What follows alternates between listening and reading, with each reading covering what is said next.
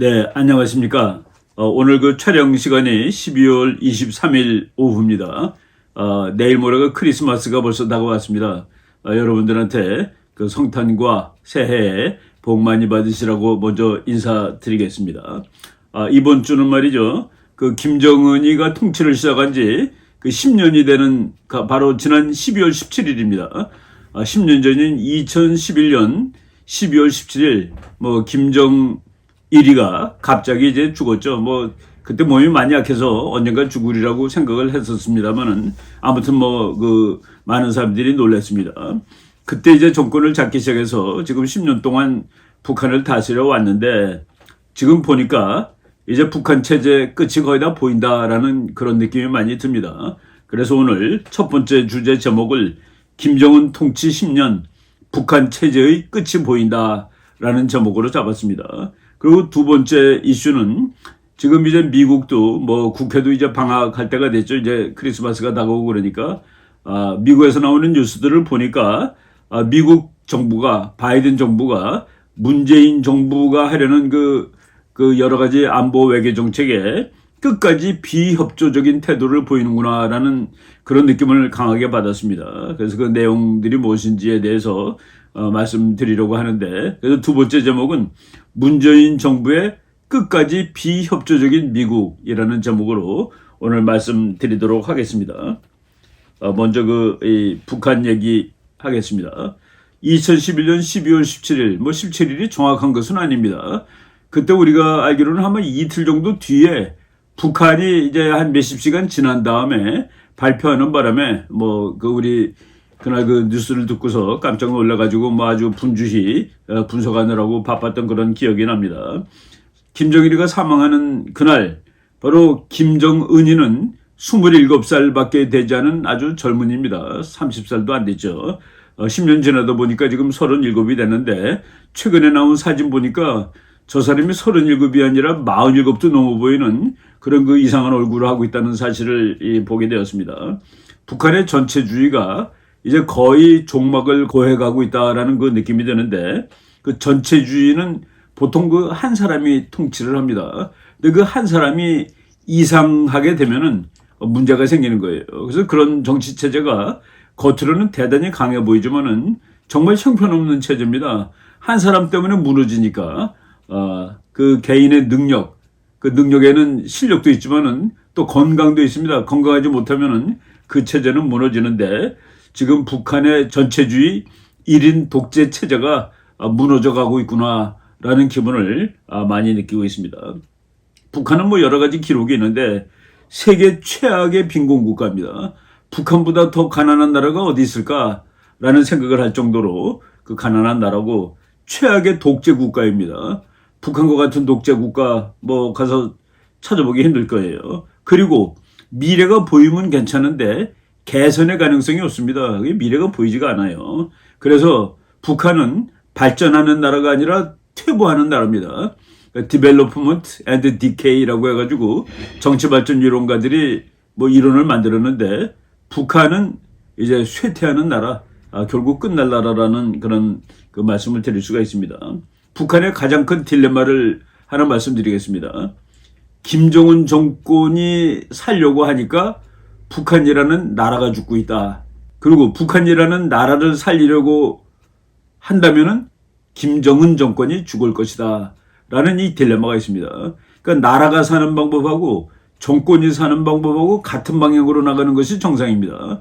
근데 북한은 나라가 살자니 정권이 죽겠고 정권이 살자니 나라가 죽을 수밖에 없는 그런 아주 황당한 딜레마에 놓여 있는 나라다. 그리고 그 딜레마가 지금 거의 끝까지 왔다라고 말씀드리는 겁니다.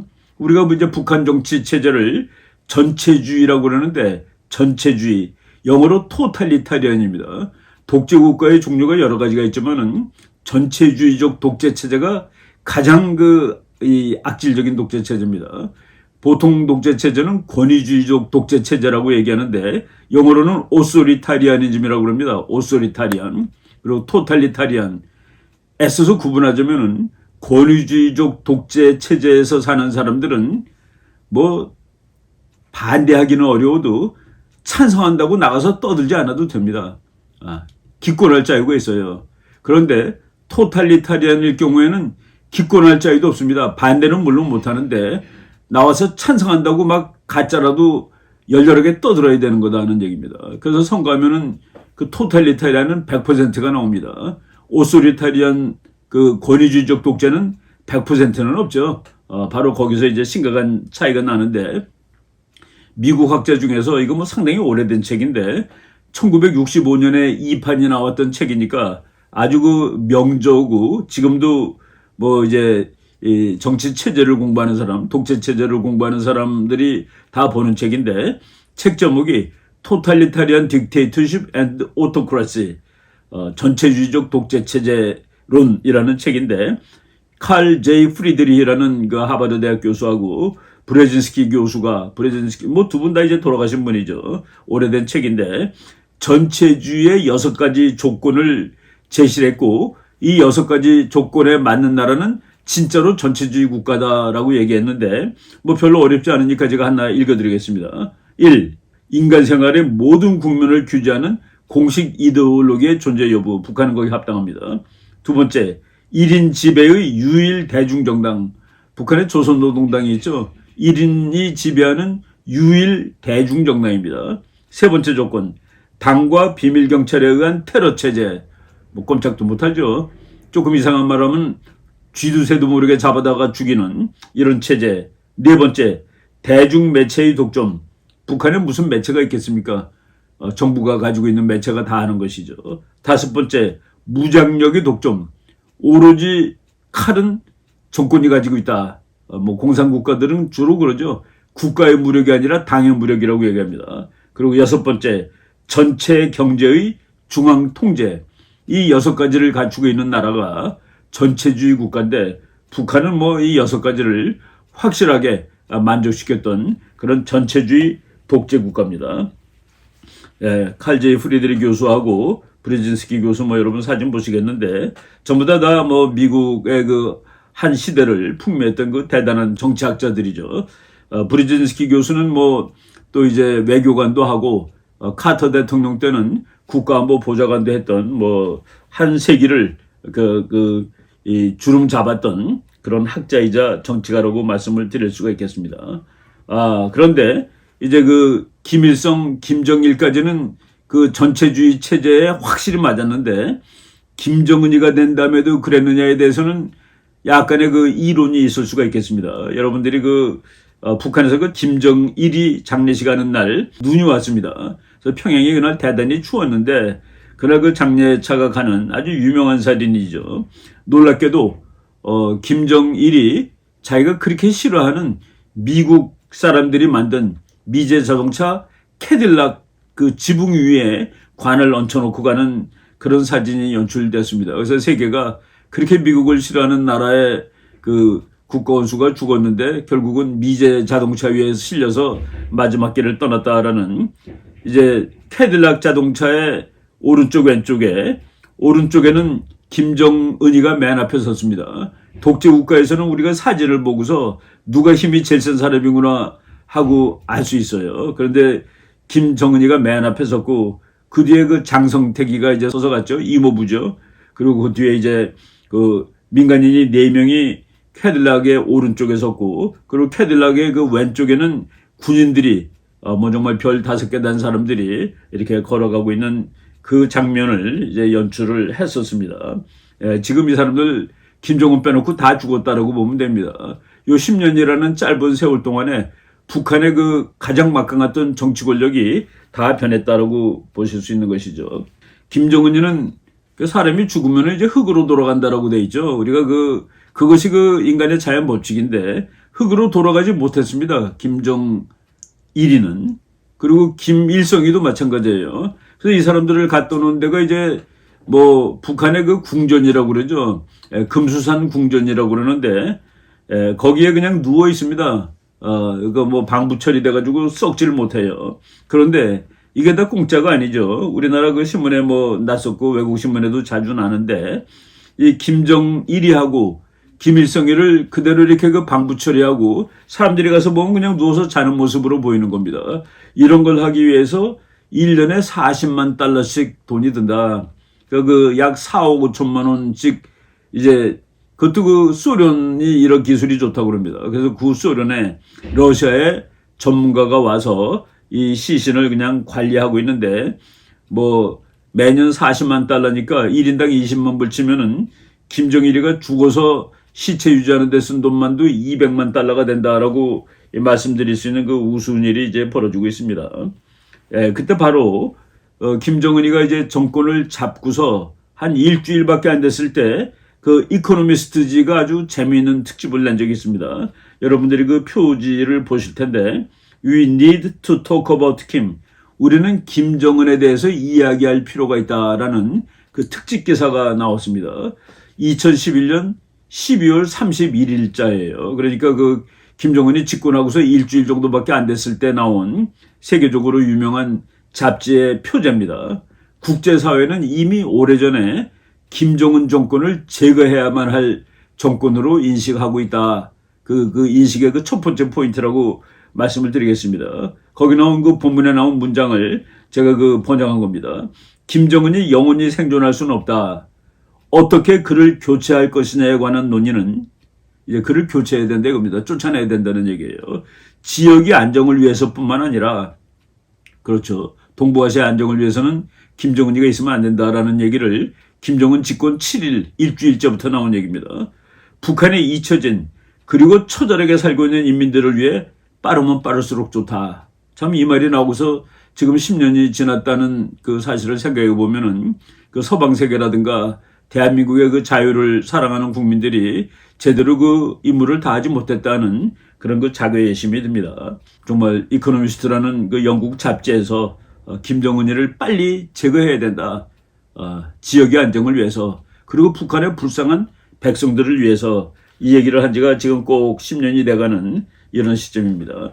김정은이는 말이죠. 자기의 그 권위가 약해요. 그 브레제진스키 교수가 말한 이 6가지 조건을 충족시키기 위해서는 너무나도 나이가 어리고 권위가 없습니다. 그래서 그 권위를 확보하기 위해서 진짜 그 잔인무도한 공포정치, 포악정치를 이제 했죠. 그 차 타고 갈 때 자기 바로 뒤에 있는 장성택 그 고모부를 1년도 안 돼서 죽였습니다. 2011년 12월에 자기가 집권하고 그 다음에 7월 달에 정말 잔인하게 고사포로 쏴 죽였다고 뭐 시체가 없습니다. 고사포로 쏴 죽였으니까. 그리고 그 옆에 있는 그 장군 걸어갔다고 그랬죠. 리용호 차수라는 사람인데 그 리용호 차수는 김정일이가 살아있을 때 그렇게 그 좋아했던 장군이라고 합니다. 그래서 그 뭐 들리는 말에 의하면은 그 리용호 차수한테 그 김정일이가 내 이 젊은 아들한테 어떻게 권력을 넘겨주는데 이 젊은 친구가 잘할 수 있겠냐. 그러니까 당신이 뒤를 돌봐주라. 장군이 좀 뒤를 봐줘야 된다. 라고 하는데 그 장군을 또 그 다음 해에 죽여버리는 이런 그 아주 잔인한 통치를 했습니다. 뭐 졸았다고 죽이고 자기 앞에서 박수를 건성건정 쳤다고 죽이고 그리고 뭐 똑바로 앉지 않았다고 죽이고 그리고 뭐 전기가 모자라서 잘 기를 수가 없습니다. 자라를. 그랬더니 그 사람은 또 불만족스러운 얘기했다고 죽이고 이런 식으로 정말로 그 처절한 공포정치를 한 것이죠. 예, 우리나라 신문에 났던 겁니다. 국정원 현영철이는 북한군의 육군 대장입니다. 수백 명이 보는 가운데서 고사포로 처형하였다. 수백 명 갖다 놓고 육군 대장을 고사포로 쏴 죽입니다. 북한에서 왔던 사람들이 김정은의 그 살인, 사형 방법을 김정은은 고사포를 1000발을 쏘고 탱크로 시신을 뭉갰다. 고사포 1000발 맞으면 시신이 있겠습니까? 근데 거기 가서 또 탱크로 뭉갰다. 이거는 처형이 아니라 분풀이를 하는 것이죠. 이런 그 포악한 인간이 아직도 그 우리나라 반쪽을 지배하는 이런 인간이라는 사실이 참 그 좌괴스럽고 우리가 뭔가를 빨리 해야 되겠다는 생각을 하게 됩니다. 이런 그 정권인데 제가 그 오늘 강의를 준비하다가 김정일 장례식 날 그 평양 시가지를 사진 찍은 거 보니까 여러분 보세요. 뭐 사람들이 울고불고 난리가 났습니다. 여자 군인들 울고 있고 남자들 울고 있고 이것이 과연 진짜일까 또는 가짜일까? 가짜라도 참 슬프고 진짜라면 더 슬픈 일입니다. 인간들이 이제 참 자기네들 밥도 못 먹이는 사람이 죽였는데 이렇게 울고불고 난리를 치는, 어른들 우는 건 괜찮은데 한 6, 7살도 안 돼 보이는 애들이 또 다 울고 앉아 있습니다. 여러분, 그 아무리 훌륭한 정치가 가지고도 그 나라의 그 어린이 국민들이 나와서 길거리에서 울지는 않습니다. 이런 그 21세기에 이런 나라가 바로 우리 위쪽에 있는데 여기 인권이 뭐가 있고 뭐가 있겠습니까? 사실은 정치 체제 그 맨 상부에 있는 사람이 죽었을 때 거기에 대해서 좋아하는 사람이 많은 것이 일반적인 원칙입니다. 왜? 피해를 입으니까 밑에 있는 사람들은. 그러니까 그 원한관계가 성립이 되는 것이죠. 그런데 이런 사진을 보면은 참 그 황당하다는 생각이 듭니다. 그래서 제가 준비하다가 옛날 사진이지만 다시 한번 그 보여드리려고 이제 갖고 왔습니다. 여러분, 그 우리나라 그 뭐 채널 A에서 제가 이제 그 사진을 따온 건데 여기뿐만 아니라 모든 그 뉴스 매체, 외국 뉴스 매체에 지난 12월 17일 나타났다는 그 가죽 코트를 입은 김정은이가 너무 이상하다라고 이렇게 사진을 보여줬습니다. 한번 보세요. 여기 그 팔자주름이 생겼는데 한 달 전 사진하고 너무 다릅니다. 그래서 이 사진을 보면은 이 사람이 37살이 아니에요. 그래서 그 채널 A 뉴스에 확 늙은 37살 김정은 건강이 이상한가? 두 가지 해석이 가능하죠. 가짜일지 모른다. 그 가짜가 영어로 바디 다블이라고 그랬죠. 바디 다블이 나와 있을지 모른다. 저는 이 사람이 진짜일 것 같다라는 생각이 듭니다. 왜 그렇게 보느냐 하면은 그 북한 같은 그 유교 국가에서 가부장적 권위주의에 의해서 지배되는 국가에서 그 아버지의 그 주기에 10주년 주기죠. 그때 그 가짜가 나가기는 곤란할 겁니다. 그래서 본인을 내보냈을 거예요. 그리고 작년 4월 15일 날 할아버지 생일 때 김정은이가 나가지 않으니까 곧바로 미국에서 죽었을지 모른다는 뉴스가 나와가지고 한참 야단법석이 난 적이 있었죠. 그래서 아마도 이런 행사에는 본인이 나갈 것인데 김정은이가 나왔는데 보니까 몰골이 뭐 엉망진창이 됐구나라는, 자기도 대단히 힘들 겁니다. 그 자기 능력에 닿지 않는 나라를 지금 끌어가고 있는 거예요. 실력으로 되지가 않습니다. 북한이라는 이 문제투석이의 나라를 끌어갈 수 있는 실력이 없는, 그리고 정통성이 없는 이 젊은이가 끌어가느라고 이렇게 고생을 하고 있는 것이죠. 그러다 보니까 얼굴이 이렇게 망가질 수 있다라고 뭐 능히 상상할 수가 있을 겁니다. 뭐 더 크게 그 확대한 사진 한번 보겠습니다. 여기는 이 행사장에는 진짜가 가는 행사장이다라는 말을 일단 하겠습니다. 또 다른 사진인데 심지연시에서 건설 현장 현지 지도하는 11월 달 사진입니다. 11월에 김정은하고 12월 17일에 김정은하고 이렇게 차이가 난다고요? 아마도 11월 달 삼지연시 건설 현장 현지 지도했던 그 김정은이가 바디 다블일 가능성이 있다라고 여러분들이 보시면 될 것 같습니다. 이번 그 12월 17일의 사진 중에서 특이한 북한 정권을 이해하는 데 특이한 사실 하나 말씀드리겠습니다. 지금 여러분들이 보시는 사진은 12월 22일자 보이스 오브 아메리카에 나왔던 사진입니다. 지금 그 10주기 행사하러 행사장으로 걸어 들어가는 장면이에요. 그런데 김정은이가 맨 앞에서 걸어가는데 그 뒤에 따라가는 사람들 보니까 단 한 사람도 군복 입은 사람이 없더라. 지금 북한이 어떤 나라입니까? 모든 곳에 군이 앞서는 나라입니다.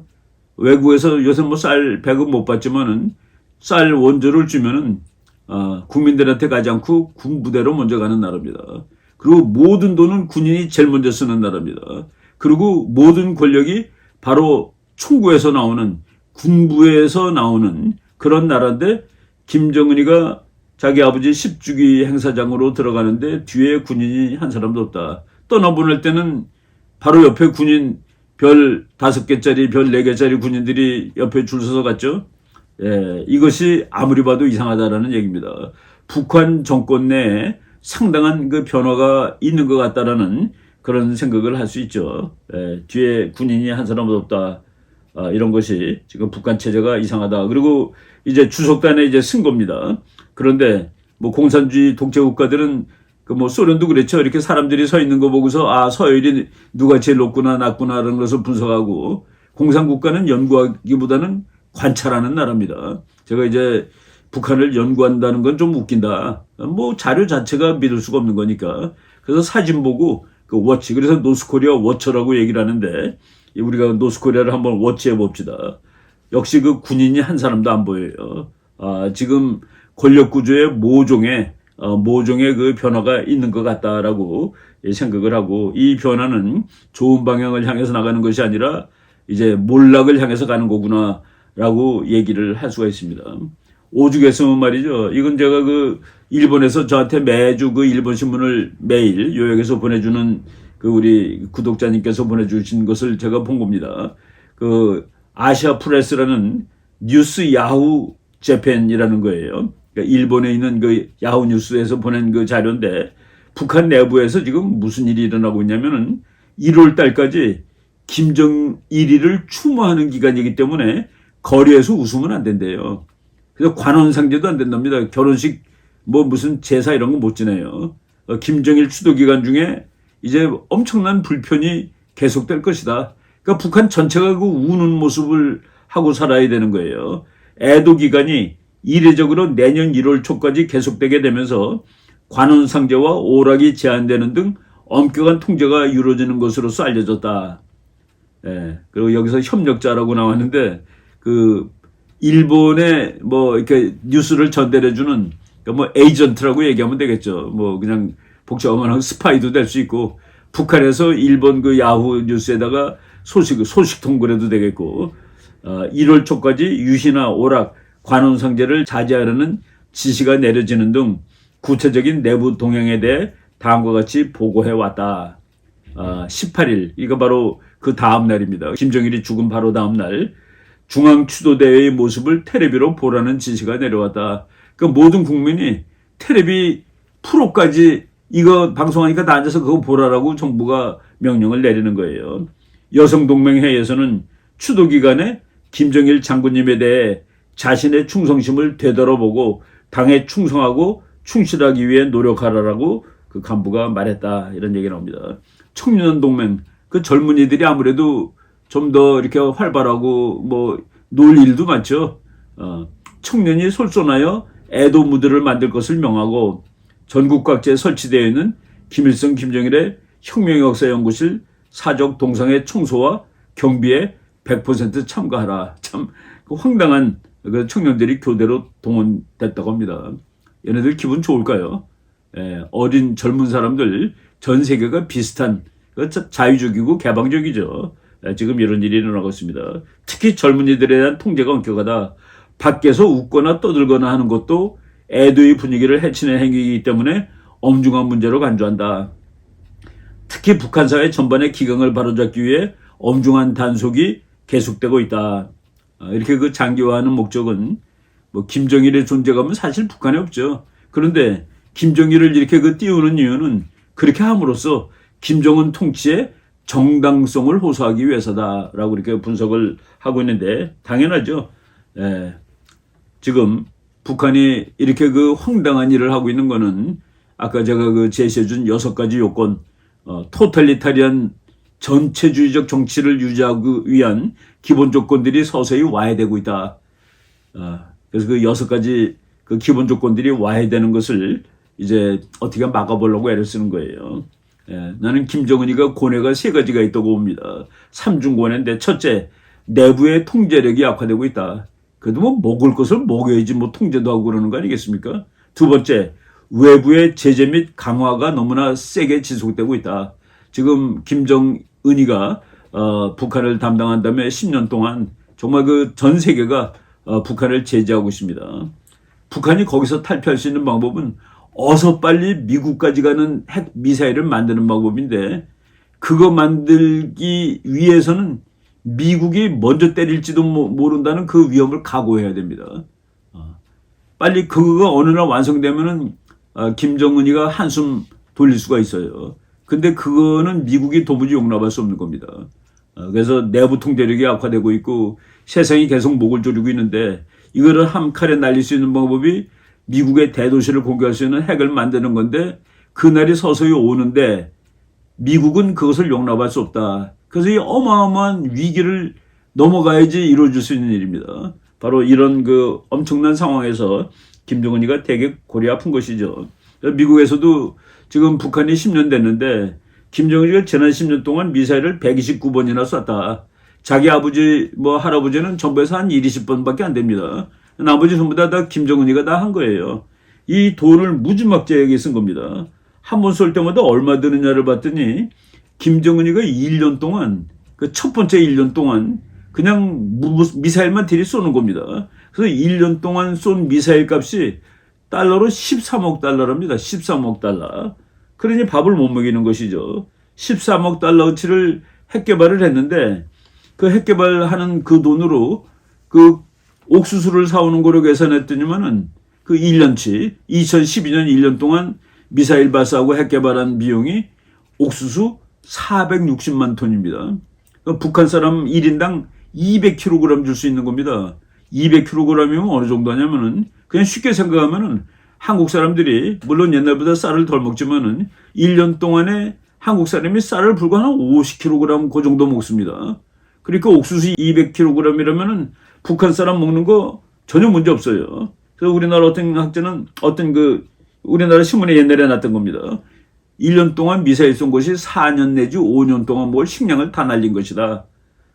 GDP가 400억 달러밖에 안 되는 나라가 이건 뭐 말이 안 되는 거죠. 바로 이런 식으로 김정은이는 이게 뭐냐면 아까 말했듯이 자기가 살기 위한 겁니다. 북한이 사는 게 아니에요. 자기가 살라고. 그래서 미국까지 가는 걸 만들면 사는데 그건 미국이 못 참는다는 그 딜레마 상황에 온 것이죠. 지금 북한이 미사일을 10년 동안 열심히 만들었는데 미국 사람들이 지금 미국까지 오냐 마냐에 대해서 견해가 다릅니다. 물론 이제 그 전략적 판단은 그 패시미즘, 온다라고 생각하고 가정을 하고서 이제 짜는 것이 맞는데 미국 그 전문가들이 아직 북한이 그 정도 실력을 못 가졌어라고 보는 사람들이 있어요. 가졌어 그런 사람들도 있고 이렇게 그 조금 다른 견해가 있다는 사실은 진짜 팩트상으로는 아직까지 북한의 미사일이 미국을 건드릴 수는 없다라고 보시면 더 이제 타당할 것 같습니다.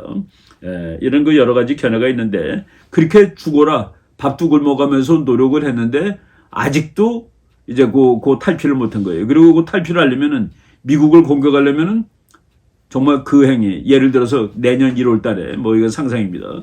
정말 김정은이가 이제 마지막이다. 미국을 맞출 수 있는 미사일 실험을 한번 해야 되겠다. 그러면은 그때 미국은 선제 공격할 수 있다. 이거 제가 한번 미국의 아주 좋은 책을 읽고 그 책을 소개한 적이 있었습니다. 선제 공격을 맞을 각오하지 않는 한 북한이 미국까지 날아갈 수 있는 미사일 실험하기도 상당히 힘들다라는 그런 상황이죠. 학자들 보니까 이제 제가 몇 명 설명을 다 하진 않겠습니다만은 북한은 아직 미국을 건드릴 만큼 안 돼서 아니야 건드릴 수 있다라고 생각하고 준비를 해야 돼. 그러니까 그 다른 말로 하면은 미국을 공격할 수 있는 무기의 마지막 실험을 할 때 북한은 미국으로부터 먼저 매를 맞을 각오를 하지 않으면 안 된다. 이런 그 딜레마 상황에 김정은이가 처해 있습니다. 그리고 아까 얼굴 보셨죠? 이런 모든 것들이 북한 체제가 이제 종말을 향해서 다가가고 있다라는 것을 보여주고 있다라고 일단 말씀을 드리겠습니다. 앞으로 북한 얘기도 계속 이제 해드릴 예정입니다. 첫 번째 강의는 이 정도까지 하고 두 번째 강의 문재인 정부에 미국이 대단히 협력하지 않고 있다라는 그 내용을 말씀드리도록 하겠습니다. 감사합니다.